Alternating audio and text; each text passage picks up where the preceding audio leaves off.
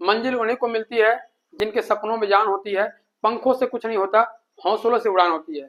दोस्तों, आप सबका सरे पाठशाला में स्वागत है। और हम लोग आज पढ़ेंगे जेपीएससी प्रीलिम्स का बहुत ही महत्वपूर्ण टॉपिक शासन व्यवस्था। और ये शासन व्यवस्था में हम लोग पढ़ेंगे आज पढ़ा पंचायत शासन व्यवस्था के बारे में। इससे पहले हम लोगों ने देखा था मुंडा शासन व्यवस्था, फिर नागवंशी शासन व्यवस्था, और आज आप लोग का थर्ड क्लास है, तीसरा क्लास है शासन व्यवस्था का। इसमें हम लोग पढ़ेंगे पढ़ा पंचायत शासन व्यवस्था का, उसका संबंध किससे है उसके बारे में हम लोग जानेंगे। फिर आपका जो महतो, मांझी, पाहन, बेगा, लाइन बाय लाइन हम लोग उसको पढ़ेंगे।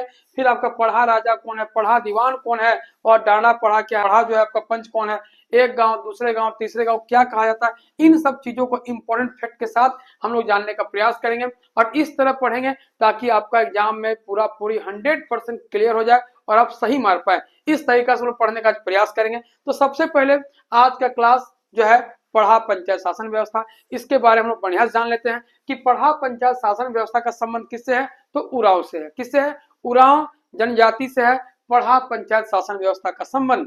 अब यहाँ जो है उरांव, अब उरांव के बारे थोड़ा सा एक इंट्रोडक्शन टाइप का आप लोग समझ लीजिए, ताकि यदि यहाँ जो है जेपीएससी में नहीं पूछेगा तो जेएसएससी द्वारा जितने सारे एग्जाम होते हैं, चाहे झारखंड पुलिस हो जाए, जेटेट हो जाए, सचिवालय हो जाए, और भी जितने सारे झारखंड सरकार के द्वारा एग्जाम कंडक्ट होता है, उन सब चीजों को ध्यान में रखकर पूरा आज का सेशन तैयार किया गया है। और प्रीवियस क्वेश्चन में जितने सारे इंपोर्टेंट क्वेश्चन आए हुए हैं उन सब चीजों को यहाँ पे जो इंक्लूड किया गया है, और धीरे धीरे आपको जानने का मौका मिलेगा। एक काम बस कीजिए कि छोटा सा आप लोग नोट्स बनाइए, यही नोट्स आपको रिवीजन मारने में काम आएगा। क्या कि आप यदि यही वीडियो देखिएगा तो 15-20 मिनट का वीडियो बन जाएगा, तो 15-20 मिनट देना ही क्यों है, आपको 2 से 3 मिनट में काम हो जाएगा पूरा। और आपका जो शासन व्यवस्था, जितने सारे शासन व्यवस्था है वो 40 मिनट में कंप्लीट हो जाएगा। तो दोस्तों चलिए पढ़ते हैं। सबसे पहले पढ़ा पंचायत शासन व्यवस्था, इसका संबंध उरांव से है। झारखंड की दूसरी सबसे बड़ी जनजाति है उरांव, सबसे बड़ी है संथाल, फिर कौन है उरांव, फिर कौन है मुंडा, फिर कौन है हो, और फिर कौन है खड़िया। झारखंड के 5 सबसे बड़ी जनजाति कौन है, तो 1 नंबर में संथाल, फिर है उरांव, फिर है मुंडा, फिर आपका जाके हो, और फिर खड़िया। तो इस तरह आपको याद रखना है कि झारखंड की दूसरी सबसे बड़ी जनजाति कौन है, तो उरांव है।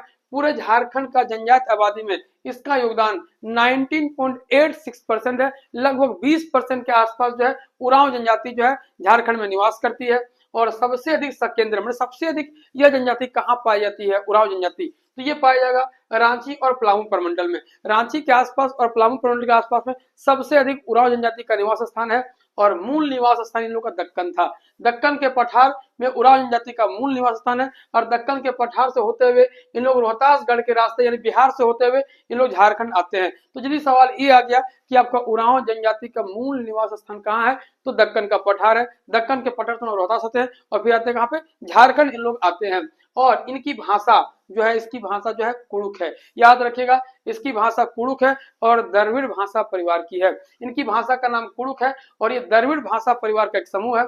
और इनकी लिपि जो होता है ना, ये संथालों की औलचिकी लिपि है। जस्ट लाइक इन लोग का लिपि जो है, उरांव लोग का लिपि का नाम तोलंग सिक्की है। और इसको जो है बनाया है नारायण उरांव। तोलंग सिक्की द्वारा जो है, तोलंग सिक्की जो लिपि है, इसका जो शुरुआत जो है नारायण उरांव द्वारा किया गया था। तो ये आपका एक तरह से लेआउट था, इंट्रोडक्शन था कि झारखंड की दूसरी सबसे जनजाति कौन है, तो उरांव है। कितना परसेंट है, 19.16% है।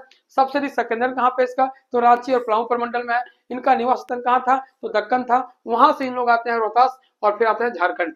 फिर इनकी भाषा का नाम क्या है, कुड़ुक, और ये इनका लिपि का नाम क्या है, तोलंग सिक्की इनका लिपि का नाम है। तो ये आपका जो है एक लेआउट हो गया, एक इंट्रोडक्शन हो गया। अब समझते हैं शासन व्यवस्था के बारे में। तो सबसे पहले जानिए महतो। आप जो है महतो बार बार आएगा, 2 बार हम जो क्लास ली है मुंडा शासन व्यवस्था और आपका नागवंशी, वहां भी महतो था। अब यहाँ महतो अलग है। ये महतो जो क्या है कि आपका गांव का प्रधान और ग्राम पंचायत का प्रधान दोनों का, यानी कि महतो जो है आपका उरांव शासन व्यवस्था में यानी पढ़ा पंचायत शासन व्यवस्था में गांव का प्रधान भी है और ग्राम पंचायत का प्रधान है, यानी मुखिया भी है और सरपंच भी है। कौन, महतो। तो तुम दिमाग में रखिएगा कि महतो जो है यहाँ मुखिया भी है, सरपंच भी है, यानी गांव का भी प्रधान है और ग्राम पंचायत का भी प्रधान है। ग्रामीण स्तर के सभी मामलों का निपटारा इनके द्वारा ही किया जाता है। ग्रामीण स्तर पर जितने सारे जो है लड़ाई झगड़ा, वाद विवाद, विवाह शादी जो भी है इशू, उन सब इशू को क्लियर करने का जो है अधिकार किसके पास है, तो महतो के पास है।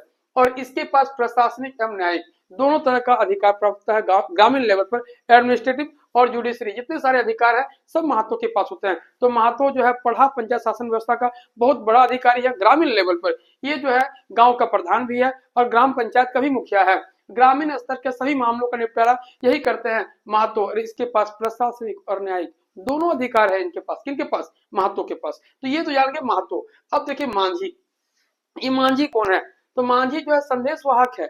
मतलब महतो जो बोलेगा उसको मांझी को मानना पड़ेगा। तो याद रखिएगा कि मांझी जो है संदेश वाहक है। किसका? महतो का, या सहयोगी बोल सकते हैं। तो महतो का सहयोगी, महतो के पंचायती आदेशों को लोगों तक पहुंचाता है। कौन? मांझी। अब यहाँ थोड़ा सा आपको जो है याद करना है कि महतो के पूर्व बेगा गांव का प्रधान था। ये बेगा भी है आपका पाहन का सहयोगी, लेकिन बेगा जो है आपका पढ़ा पंजा शासन व्यवस्था में बहुत बड़ा अधिकारी था। मतलब जो अभी पद जो महतो के बारे में पढ़े हम लोग, जितना चीज जाने महतो के बारे, उन सभी अधिकार जो है पहले बेगा के पास था। और ये क्वेश्चन आया हुआ है कि आपका पढ़ा पंजा शासन व्यवस्था में महतो से पहले पूरा गांव का प्रशासनिक और न्यायिक अधिकार किसके पास था? तो किसके पास था? बेगा के पास था। किसके पास था?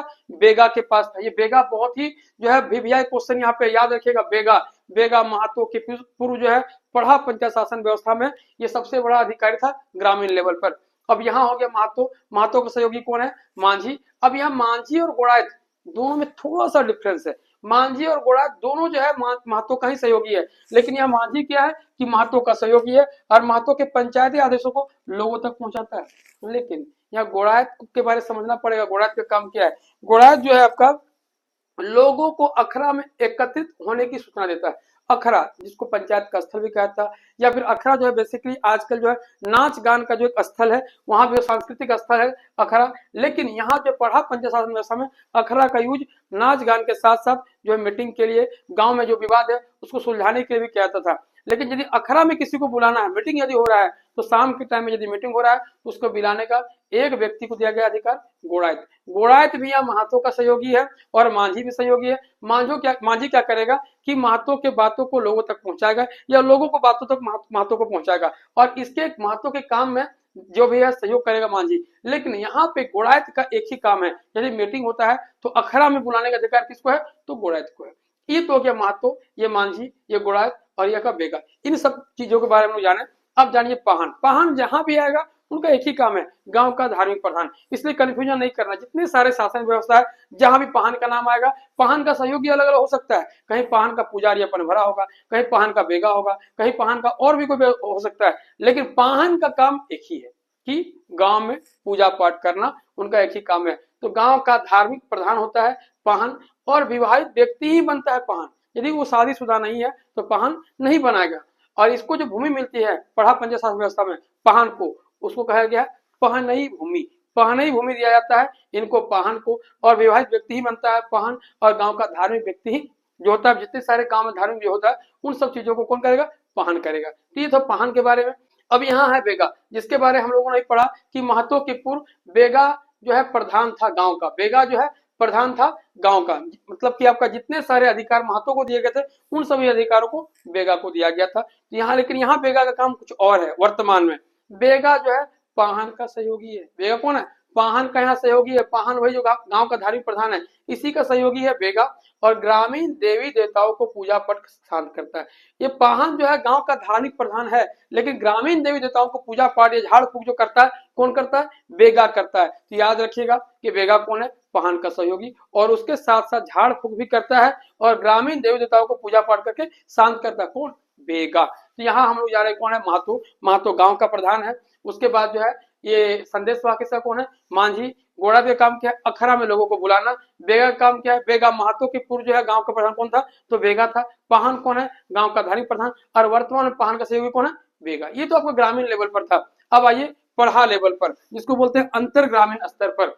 तो ये जो पढ़ा या पढ़ा, यहाँ पढ़ा पंचायत शासन व्यवस्था में जो है पढ़ा जो है कई गांवों से मिलकर बनी पंचायत है, यानी एक अंतर ग्रामीण पंचायत है। खास करके कई 5, 7, 12, 21 और 22 इन सब गांवों को मिलाकर बनाया जाता है। जिस तरह आपका जो है निर्माण हो, कहीं 5 में भी बन सकता है और कहीं 22 में भी बन सकता है। तो याद रखिएगा पढ़ा क्या है? एक अंतर ग्रामीण संस्था है, एक अंतर ग्रामीण पंचायती व्यवस्था है। इसमें कई गांव खास करके 5, 7, 12, 21 या 22 गांवों को मिलाकर बनाया जाता है। ये क्वेश्चन आया हुआ है कि आपका पढ़ा में कितने गांव शामिल होते हैं? तो 5, 7, 12, 21, 22 आपको याद रखना कि इतने सारे गांव शामिल हो सकते हैं। इसका काम क्या है पढ़ा का? तो पढ़ा का 2 या 2 से अधिक गांवों के बीच जो विवाद होगा उसका निपटारा करना है। किसका काम है? वो पढ़ा का काम है। 3 स्तर के होते हैं पढ़ा। इसको पढ़ा को 3 भाग में डिवाइड किया गया। पहला होगा छोटा यानी निम्न स्तर, फिर होगा मध्यम यानी बीच वाला, और होगा उच्च यानी सबसे बड़ा वाला स्तर। 3 स्तर होता है, एक निम्न, एक मध्यम, एक उच्च। ये 3 स्तर में डिवाइड किया गया पढ़ा को, और इसमें महिलाएं भी शामिल होती है।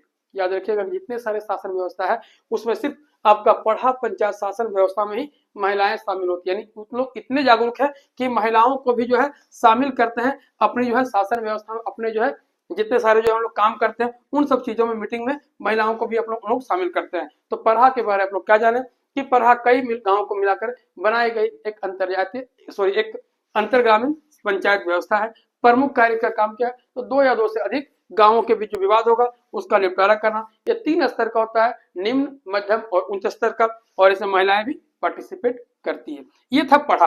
अब पढ़ा के अधिकारी कौन कौन है, तो पढ़ा राजा और पढ़ा दीवान बहुत ही इंपॉर्टेंट है, ये ध्यान से समझिएगा, यहाँ से डायरेक्ट क्वेश्चन पूछता है। इसलिए इन सब चीजों को आपको जो है ट्रिकली याद कर लीजिए या कोऑर्डिनेट करके याद कर लीजिए, या आपको जैसे अच्छा लगता है वैसे याद करके रखिए। लेकिन ये पढ़ा राजा और पढ़ा दीवान बहुत ही यहाँ पे इंपॉर्टेंट है पढ़ा शासन व्यवस्था में। तो सबसे पहले समझते हैं पढ़ा राजा। ये पढ़ा पंचायत का प्रमुख है। ये जो पढ़ा हम लोग पढ़े जो अंतरग्रामीण पंचायत है, इसका बॉस है पढ़ा राजा, लेकिन उसका ही बॉस है पढ़ा दीवान, जो भी पढ़िएगा आप लोग। तो पढ़ा राजा सबसे बड़ा अधिकारी नहीं है, ये जो है आपका जाके ये पढ़ा पंचायत का प्रमुख है। सबसे बड़ा अधिकारी पढ़ा दीवान है। तो पढ़ा राजा कौन है, पढ़ा पंचायत का प्रमुख है। और महतो के द्वारा, वही महतो जो गांव का प्रमुख होता है, उसके द्वारा अनसुलझे मामलों को पढ़ा राजा के पास पहुंचाया जाता है। और उसके बाद क्या होता है, जाति से निष्कासन या शामिल करने का अंतिम फैसला किसके पास है, पढ़ा राजा का। यदि कोई व्यक्ति उरांव जाति से उसको निकालना है या उसको शामिल करना है किसी भी कारणवश, तो उसको अंतिम फैसला सुनाने का जगह किसके पास है, पढ़ा राजा के पास। ये बहुत इंपॉर्टेंट सवाल है। ये सब सवाल जो है सबसे वीवीआई सवाल बनता है कि पढ़ा पंचायत शासन व्यवस्था में किसी व्यक्ति को उरांव से जाति से निष्कासन करना है, उसको भाग भीतर करना, शामिल करना है, तो कौन करेगा, पढ़ा राजा करेगा। कौन करेगा, पढ़ा राजा करेगा। और महतो जो ग्रामीण लेवल का जो मुखिया होता है, यदि वो जिस कहीं फंस गया है कोई भी प्रोग्राम में या फिर कोई भी चीज में जो उसके पास गया है, उस चीज में फंस गया है, तो वो भेजेगा किसके पास, पढ़ा राजा के पास। और पढ़ा राजा उसको सुलझाने का प्रयास करेगा। और पढ़ा पंचायत का प्रमुख यानी जो पढ़ा पंचायत का जो सरपंच होगा वो होगा कौन, पढ़ा राजा होगा। तो ये जाने अभी पढ़ा राजा के बारे में।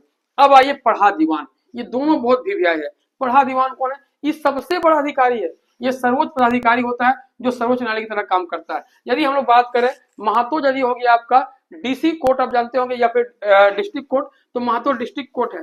पढ़ा राजा जो हमारा हाई कोर्ट है, और पढ़ा दीवान मेरा सुप्रीम कोर्ट है। तो ये सुप्रीम कोर्ट की तरह काम करता है कौन, पढ़ा दीवान। हाई कोर्ट की तरह काम करे कौन, पढ़ा राजा।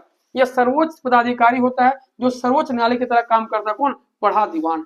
पढ़ा राजा द्वारा अनिर्णित मामले को पढ़ा दीवान को हस्तांतरित किया जाता है। यानी सबसे पहले कोई मामला आएगा महतो के पास, वहां पे नहीं सुलझा पाएगा तो जाएगा पढ़ा राजा के पास, और पढ़ा राजा जो नहीं सुलझा पाता है तो जाएगा पढ़ा दीवान के पास। जिस तरह हम लोग कोई जो है चीज को भेजते हैं कहाँ, डीसी कोर्ट, वहां पे नहीं होता तो हम लोग जाते हैं हाई कोर्ट, और हाई कोर्ट में नहीं होता तो सीधा हम जाएंगे सुप्रीम कोर्ट। तो यही है पढ़ा दीवान का सुप्रीम कोर्ट है। यानी जितने सारे मामला है सबका अंतिम निर्णय जो करेगा यह पढ़ा दीवान करेगा। और सभी पढ़ा राजाओं के बीच समन्वय स्थापित करने का काम करता है कौन, पढ़ा दीवान। यदि पढ़ा राजा जो है आपस में लड़ने लगे, बहुत सारे पढ़ा राजा मिलके, तो उन सबको विवाद जो सुलझाएगा कौन सुलझाएगा, पढ़ा दीवान सुलझाएगा। इसका निर्णय अंतिम होता है। यानी सुप्रीम कोर्ट की तरह है ना, ये बोल दिया तो बोल दिया, इसका बात को कोई नहीं टाल सकता है। इसका बात अंतिम होता है, इसका निर्णय अंतिम होता है, इसका आदेश अंतिम होता है। किसका, पढ़ा दीवान का। तो पढ़ा राजा कौन है, पढ़ा पंचायत का प्रमुख है। और महतो जो चीज को सुलझा नहीं पाएगा वो जाएगा पढ़ा राजा के पास। और किसी को व्यक्ति को, सबसे बड़ा याद रखिएगा, ये बहुत ही वीवीआई है कि जाति से निष्कासन में शामिल करने का अधिकार किसके पास है, पढ़ा राजा के पास। पढ़ा दीवान कौन है, ये सुप्रीम कोर्ट की तरह काम करता है और सबसे बड़ा अधिकारी है पढ़ा दीवान। और पढ़ा राजा जो मामला को सुलझा नहीं पाएगा वो कहाँ पे आएगा, पढ़ा दीवान के पास। और सभी पढ़ा राजाओं के बीच कोऑर्डिनेशन में काम करेगा पढ़ा दीवान, और पढ़ा दीवान का ही निर्णय अंतिम निर्णय होता है। अब यहाँ पनभरा, ये कौन है, पढ़ा पंचायत की जहां बैठक होगी वहां लोगों को जलपान कराने का काम कौन करता है, पनभरा करता है। याद रखिएगा, पनभरा अलग अलग जगह अलग अलग काम है, कहीं पाहन का सहयोगी है पनभरा, लेकिन यहाँ पे आपका पढ़ा पंचायत शासन व्यवस्था में पढ़ा कौन है कि पढ़ा पंचायत की बैठक में जलपान का प्रबंध करेगा, खान पान का व्यवस्था करेगा, पानी जो हम लोग बोलते हैं पिलाने का या फिर नाश्ता कराने का प्रबंध करेगा कौन, पनभरा। अब यहाँ इंपॉर्टेंट फैक्ट है 3-4 जो आपको जानना है। डाला पढ़ा कौन है, यह डाला पढ़ा है क्या, डाला पढ़ा क्या है, कई गांवों को मिलाकर बना एक संगठन है। कई गांवों को मिलाकर बना गया एक अंतर ग्रामीण संगठन है डाडा पढ़ा। और पढ़ा पंच क्या है? तो पढ़ा पंच का आयोजन होता है आश्विन पूर्णिमा के दिन। ये भी सवाल पूछा हुआ है कि पढ़ा जो है आपका पंच का आयोजन किस दिन होता है? तो आश्विन पूर्णिमा के दिन होता है पढ़ा पंच का आयोजन। डांडा पढ़ा क्या है? कई गांवों को मिलकर बनाया गया एक अंतरराज्यीय एक अंतर ग्रामीण संगठन है, वह क्या? डांडा पढ़ा। अब यहाँ है एक गांव, दूसरे गांव, तीसरे गांव, चौथे गांव और शेष गांव। देखिए ये जो सवाल है ना पूछा हुआ है कि पनेर गांव का संबंध किस शासन व्यवस्था से है या कोटवार गांव का संबंध किस शासन व्यवस्था से है, तो याद रख लीजिए ये जो आप देख रहे हैं एक गांव, दो गांव, तीसरे गांव, चौथे गांव, शेष गांव, इन सब का संबंध पढ़ा पंचायत शासन व्यवस्था से है। और एक गांव को कहा जाता है राजा गांव, दूसरे गांव को दीवान गांव, तीसरे गांव को पनेर गांव, चौथे गांव को कोटवार गांव और शेष गांव को प्रजा गांव। एकदम ये रट लीजिए कि एक गांव को राजा गांव, दूसरे को दीवान गांव, तीसरे को पनेरे गांव, चौथे को कोटवार गांव और शेष गांव को प्रजा गांव कहा जाता है पढ़ा पंचायत शासन व्यवस्था में। पढ़ा पंच क्या है? तो इसका आयोजन आश्विन पूर्णिमा होता है। डांडा पढ़ा क्या है? तो कई गांवों को मिलाकर बनाया गया एक संगठन है। तो हम लोगों ने अभी देखा कि पूरा जो है पढ़ा पंचायत शासन व्यवस्था संबंध किससे? उरांव से। तो उरांव के बारे में हम लोग जाना, थोड़ा सा लेआउट टाइप का, इंट्रोडक्शन टाइप का। फिर हम लोग इससे जुड़े हुए जो पढ़ा पंचायत शासन व्यवस्था है उससे जुड़े हुए जितने सारे अधिकारी था उसके बारे में हम लोग जानने का प्रयास किए। अब आप लोग को मेरे साथ क्या करना है? सिर्फ 1 मिनट में पूरा रिवीजन मारना है। पूरा 1 मिनट में रिवीजन आपको 100% याद हो जाएगा। बिना रिवीजन का आप कोई भी चीज जो है याद नहीं रख सकते लंबा टाइम तक। यदि आपको 100% सटीक मारना है तो कंटिन्यू बेसिस पे रिवीजन मारना है। रिवीजन ही आपको हीरो बनाएगा, रिवीजन ही आपको रिजल्ट दिलाएगा और रिवीजन ही आपको गरीबी से लेकर अमीरी तक का सफर तय कराएगा। तो बिना रिवीजन का तो आप आगे बढ़ ही नहीं सकते हैं। अब कितना पढ़ लीजिए, आज 8 घंटा पढ़ लीजिएगा और कल जो है 4 घंटा पढ़िएगा, फिर परसों आप 2 घंटा पढ़िएगा, फिर अगला दिन कुछ नहीं पढ़िएगा, इससे आप हीरो नहीं बनेंगे। आज 4 घंटा पढ़े है ना, तो कल भी 4, परसों भी 4, इस तरह कंटिन्यू 4 घंटा पढ़िए। लेकिन डेली जो है आपका जो टाइम है उसको आप वहां पे पढ़ने में डालिए और जितना देर आप पढ़ रहे हैं उसका 20 या 30% सिर्फ रिविजन में डालिए। क्या? सिर्फ रिविजन में डालिए। तो चलिए हम लोग रिविजन मारते हैं। सबसे पहले महतो, गांव का प्रधान और ग्राम पंचायत का ही प्रधान कौन होगा? महतो। ग्रामीण स्तर के सही मामलों का कौन करेगा? महतो। और इसके पास प्रशासनिक और न्यायिक दोनों अधिकार होते हैं। किसके पास? महतो के पास। तो ये हो गया महतो काम। क्या हो गया महतो काम? फिर से सुन लीजिए, गांव का प्रधान होगा, ग्राम पंचायत का ही प्रधान होगा, ग्रामीण स्तर के जितने सारे जो विवाद है सबका निपटारा कौन करेगा? तो महतो करेगा। इसके पास एडमिनिस्ट्रेटिव और जुडिशरी, प्रशासनिक और न्यायिक दोनों अधिकार है। किसके पास? महतो के पास। महतो से पहले ये अधिकार किसके पास था? तो बेगा के पास था। और मांझी कौन है? तो महतो का सहयोगी है। महतो के जितने सारे आदेश है लोगों तक पहुंचाने का काम कौन करेगा? तो मांझी करेगा। गुड़ायत कौन है? गुड़ायत जो है सिर्फ अखड़ा में लोगों को बुलाने का काम करेगा, जहां मीटिंग का स्थल होता है, जहां पे लोग मिलते हैं। पाहन क्या है? तो गांव का धार्मिक प्रधान है। इनको जो जमीन दिया जाता है ये पहाड़ी भूमि होता है और विवाहित व्यक्ति ही बनता है पाहन। बेगा कौन है? तो आपका महतो का पाहन का सहयोगी है। और ग्रामीण पूजा पाठ यानी कि ग्रामीण देवी देवताओं को पूजा पाठ करता है और उसको शांत करता है और झाड़ फूक का भी काम करता है कौन? तो बेगा करता है। अब यहाँ आ गया पढ़ा या पढ़ा, ये अंतर ग्रामीण पंचायत संस्था है। इसमें 5, 7, 11, 12 या फिर आपका जाके 21 या 22 जो है संस्था इसमें शामिल होते हैं, गांव शामिल होते हैं। इसका प्रमुख कार्य क्या है? 2 या 2 से अधिक गांवों के बीच विवादों का निपटारा करना। और ये 3 स्तर के होते हैं, निम्न, मध्यम और उच्च स्तर के होते हैं। और इसमें सबसे बड़ी बात क्या होता है? विवाह महिलाएं भी इसमें शामिल होती है। और यहाँ जो है पढ़ा राजा, ये पढ़ा राजा कौन है? पढ़ा पंचायत का प्रमुख है। महतो के जो भी काम नहीं कर पाएगा, नहीं सुलझा पाएगा, वो भेजेगा पढ़ा राजा के पास। और जाति से निष्कासन कर रही है, इसको शामिल करने का अधिकार किसके पास है? पढ़ा राजा के पास है। पढ़ा दीवान कौन है? ये सुप्रीम कोर्ट की तरह काम करता है। सबसे बड़ा अधिकारी पढ़ा पंचायत व्यवस्था कौन है? तो आपका दीवान है। पढ़ा राजा जो मामला नहीं सुलझा पाएगा वो किसके पास भेजेगा? तो पढ़ा दीवान के पास। और सभी पढ़ा राजाओं के बीच कोऑर्डिनेट करने का काम कौन करेगा? तो पढ़ा दीवान करेगा। और इसका निर्णय अंतिम होता है किसका? पढ़ा दीवान का। पनभरा कौन है? पढ़ा पंचायत की जो बैठक होगी वहां पे लोगों को जलपान कराने का काम कौन करेगा? पनभरा करेगा। डांडा पढ़ा क्या है? कई गांवों को मिलाकर बनाई गई एक संगठन है। डांडा पढ़ा पढ़ा पंच का जन का होता है। तो आश्विन पूर्णिमा के दिन पढ़ा पंच का आयोजन होता है। एक गांव को बोलते हैं राजा गांव, दूसरे को दीवान गांव, तीसरे को पनेरे गांव, चौथे को कोटवार गांव और शेष गांव को प्रजा गांव कहा जाता है। और ये मुंडा शासन व्यवस्था समानता रखता है। पढ़ा पंचायत जो शासन व्यवस्था है ये मुंडा शासन व्यवस्था की तरह है, इसके साथ समानता रखता है। तो दोस्तों आज का जो है सेशन पढ़ा पंचायत शासन व्यवस्था का बारे था। आप लोगों को कैसा लगा? कमेंट बॉक्स में कमेंट जरूर करें, क्योंकि आपका कमेंट ही हम लोग के अंदर ऊर्जा भरने का प्रयास करता है और उसके लिए फिर हम लोग और प्रेरित होते हैं काम करने के लिए। तो फिर मिलते हैं एक नए वीडियो के साथ, एक नए ऊर्जा के साथ और एक नए उत्साह के साथ। तब तक के लिए जोहार झारखंड, जय झारखंड।